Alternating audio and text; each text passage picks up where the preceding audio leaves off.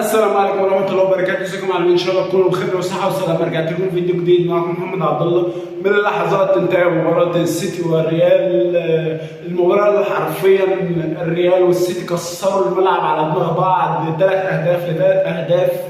مباراه كان رودري وهالاند وتوني كروس حاضرين غايبين، 3 لعيبه ما كانوش موجودين في الملعب، 3 اشباح موجودين في الملعب ما اثروش بالنسبه في رتم المباراه، او شفنا لهم كره خطيره على المرمى سواء على الريال او على السيتي.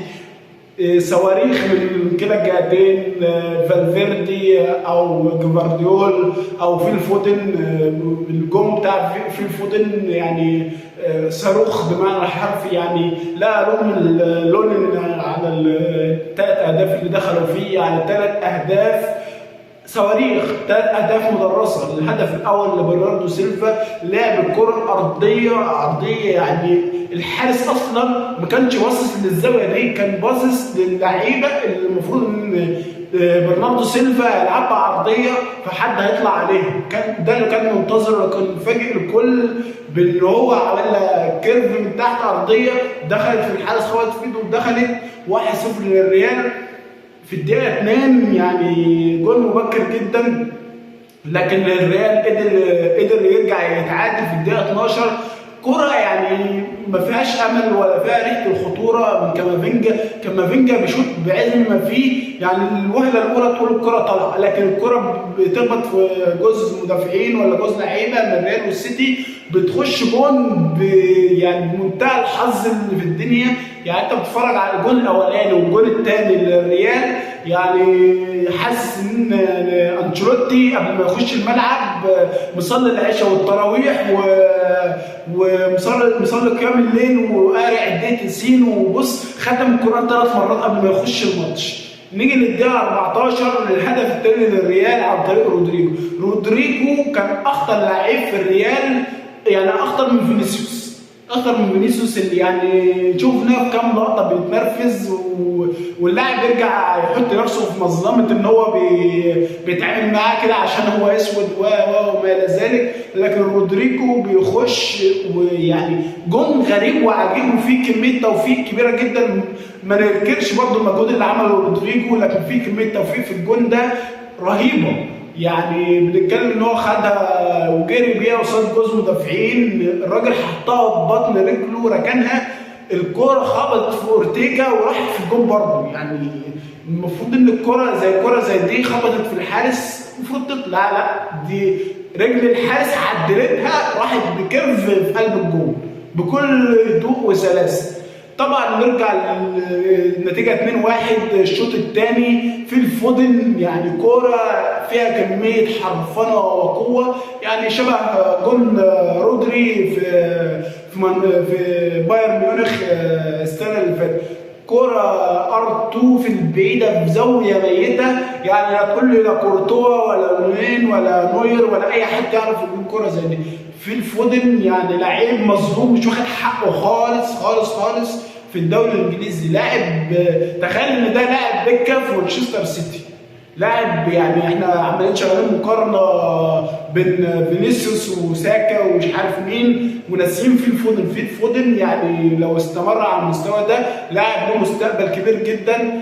وبعد هدفه النتيجه 2-2 بيرجع السيتي عن طريق جفارديول اللي بيشوط صاروخ عبر القارات. يعني اللي يركز في الكره دي، يعني اللوم نسبه كبيره من اللوم على توني كروس. يعني ايه اللي انت بتعمله؟ حركه ما تتعملش من لاعب كبير زي توني كروس لما بيلعب ارتكاز يعني بيبقى زي شبح في الملعب، ملوش اهميه او ملوش قيمه في الملعب، زي ما يكون مثلا بيلعب بوكس بوكس او بياخد ادوار هجوميه.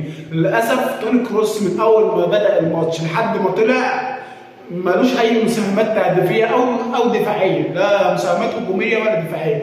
الراجل مبني ضغط كده اللي هو ايه، مشي حالك على جفارديول بيشوطها بعزم ما فيه. جول الثالث للسيتي. بيرجع الريال بيعدل بعد، عايزكم تبصوا على التغييره اللي عملها انشيلوتي بخروج رودريجو ونزول تقريبا ابراهيم دياز او حاجه زي كده. فالفيردي اتحول لجناح متقدم شويه، بقى بيزيد من على الناحيه اليمين. الكرة اتلعبت من هجمه مرتده، اتلعبت من فينيسيوس، سويرف لبره، قابلها فالفيردي اللي كان لوحده تماما معهوش اي حد، حطها الصاروخيه لكن ارضيه في الزاويه البعيده، في زاويه اورتيجا البعيد. طبعا الحارس ما يقدرش يعمل فيها حاجه، اللاعب لوحده تماما ومش هيطلع بقوه، وبيخلص الماتش على كده. يعني مفيش اي كور ثانيه خطيره. لكن في المجمل هالاند وعندك توني كروس ورودري اشباح لعيبه موجوده في الملعب. رودري اللي كان هيفرق جدا لو في حالته، وهالاند كمان، واللي دقق في الماتش او تفاصيله يعرف ان السيتي مفتقد للاعب في نص الملعب يقدر يصنع الفرق زي جوندوجان او دي بروين اللي كان دكه، ما اعرفش الراجل حطه دكه ليه، مع انه في اخر ماتش في الدوري الانجليزي كان لاعب الماتش عادي وسجل وصنع، مفيش اي مشكله. نيجي على الناحيه الثانيه، ماتش بايرن وارسنال. بايرن المتخبط السنه دي يعني عمل حاجه كام كره خطيره وقدر يسجل هدفين، وطبعا ارسنال قدر يتعادل. الجول الاولاني بتاع بوكايو ساكا يعني لعيب بسم الله ما شاء الله، كواليتي ممتاز جدا. يعني اعتقد ان هو لو في فريق تاني معاه لعيبه تساعده كان هيفرق جامد مع الفريق اللي بيلعب فيه. لكن المباراه بتنتهي ب 2-2. بالنسبه للسيتي شكل مغاير تاني في ملعب الاتحاد. السيتي متعودين عليه في الاتحاد، فريق مرعب. نتيجه 3-3 مع انها طبعا مفيش جون بجونين، لكن بتدي افضليه نفسيه للسيتي في ملعب الاتحاد. كذلك بالنسبه للبايرن في الاليانز ارينا تديله افضليه نفسيه في انتظار ماتش العوده. طبعا انا كبرشلوني مش عايز احفل غير لما ماتش بكره يعدي قدام باريس، وماتش العوده كمان عشان ربنا يستر من اي ريمونتادا ممكن تحصل علينا. وده اللي كان معانا في حلقه النهارده، بس كان ما تنسوش تحطوا لايك وتشتركوا في قناه الجرس. سلام.